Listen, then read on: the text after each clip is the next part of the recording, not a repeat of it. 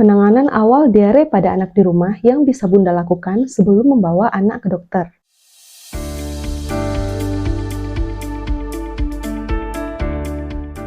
Halo, Assalamualaikum. Selamat datang di channel Hi Dokfit edisi Makin Sehat bersama aku, Dr. Fitri. Pada edisi Makin Sehat ini, aku akan berbagi tips kesehatan kepada teman-teman semua yang bisa kita praktekkan dalam kehidupan sehari-hari agar keluarga kita semakin sehat.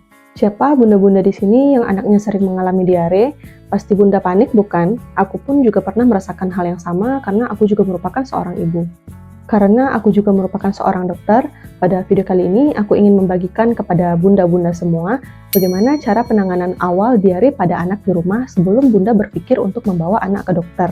Hal ini tentunya sangat bermanfaat untuk mengurangi rasa panik Bunda dalam menghadapi anak yang sakit. Sebelum kita masuk ke inti video ini tentang penanganan awal diare pada anak, aku ingin membahas sedikit tentang definisi dari diare ini ya Bunda. Nah, diare ini adalah sebuah penyakit yang ditandai dengan dua hal. Yang pertama, perubahan konsistensi BAB menjadi lebih cair, dan yang kedua, peningkatan frekuensi BAB menjadi lebih dari 3 kali sehari dalam 24 jam. Nah, jadi kedua hal ini harus terpenuhi ya Bunda. Apabila cuman BAB-nya yang cair, tapi frekuensinya belum lebih dari 3 kali sehari, maka itu belum bisa dikatakan dengan diare. Kemudian untuk penyebab dari diare ini juga sangat bermacam-macam ya Bunda. Bisa karena infeksi virus, infeksi bakteri, karena alergi, gangguan penyerapan usus, kemudian juga bisa karena stres. Walaupun diare ini sering dianggap sepele, namun ternyata Bunda, angka kematian balita yang diakibatkan karena diare ini masih sangat tinggi di dunia. Menurut data WHO, 1,9 juta anak di dunia meninggal setiap tahunnya karena diare. Kemudian, mengapa diare ini bisa menyebabkan kematian? Nah Bunda, diare ini apabila tidak ditangani dengan tepat dan tidak ditangani dengan baik, maka kondisi anak bisa jatuh kepada kondisi dehidrasi yang berat. Nah, kondisi dehidrasi berat ini dapat mengancam nyawa.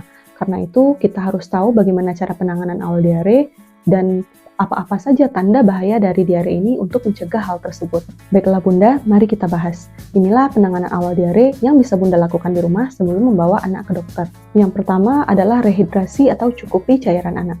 Untuk mencukupi cairan anak ini, kita harus melihat dulu berapa usia anak kita ya Bunda.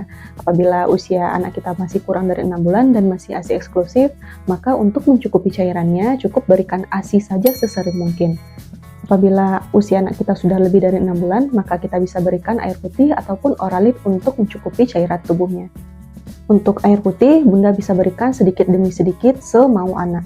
Kemudian untuk Oralit sendiri, bisa Bunda dapatkan dari apotek terdekat ataupun bisa kita buat sendiri di rumah. Cara membuat Oralit adalah dengan mencampurkan 1 sendok makan gula dengan 1/4 sendok makan garam ke dalam 200 ml air.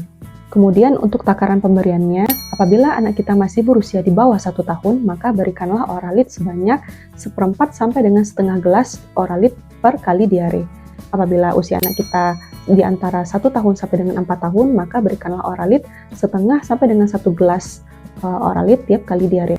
Kemudian apabila usia anak kita sudah lebih dari 4 tahun, maka berikanlah Oralit sebanyak 1 sampai dengan 1,5 gelas tiap kali diare. Setelah rehidrasi, yang kedua adalah cukupi nutrisi anak.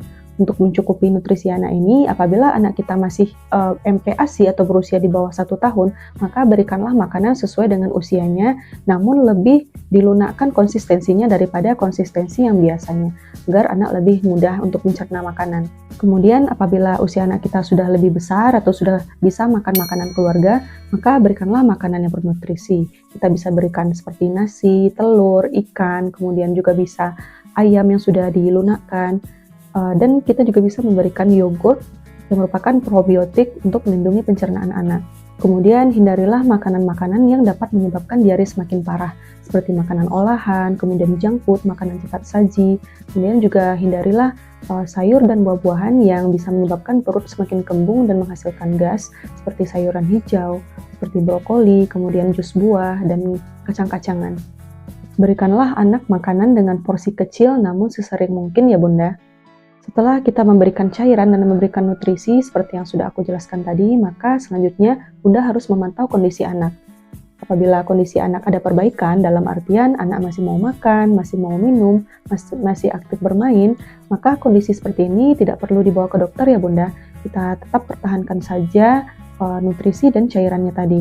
Namun sebaliknya, apabila kondisi anak tidak ada perbaikan, dalam artian anak tidak mau minum, anak tidak mau makan, anak sudah lemas, kemudian muncul beberapa tanda dehidrasi seperti adanya muntah, kemudian demam, kemudian tidak ada urin dalam 12 jam, kemudian juga bisa nyeri perut, kemudian terlihat sangat lesu, matanya cekung.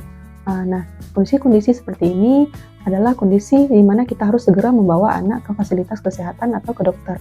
Dan di perjalanan menuju ke tempat dokter, sebaiknya kita tetap berusaha memberikan cairan seperti Oralit ataupun air putih tadi untuk mencegah dehidrasinya jatuh ke tahap yang lebih lanjut. Baiklah Bunda, mungkin itu saja yang dapat aku sampaikan pada video kali ini. Akan aku rangkum kembali penanganan awal daripada anak di rumah sebelum membawa anak kita ke dokter. Bisa kita lakukan dengan cara yang pertama, rehidrasi atau cukupi kebutuhan cairan anak. Kemudian yang kedua, cukupi nutrisi anak dengan cara memberikan makanan-makanan yang bergizi. Kemudian yang ketiga, pantau kondisi anak apakah ada perbaikan atau malah ada perburukan. Apabila ada perburukan dan sudah jatuh ke tanda-tanda dehidrasi, maka segera bawa ke fasilitas kesehatan terdekat. Semoga video ini bermanfaat bagi Bunda semua. Apabila Bunda menyukai video ini, silakan subscribe, like, dan share kepada teman-teman lain yang mungkin membutuhkan video ini. Nantikan tips kesehatan selanjutnya dalam edisi Makin Sehat bersama Dr. Fitri. Sampai berjumpa di video selanjutnya dan wassalamualaikum.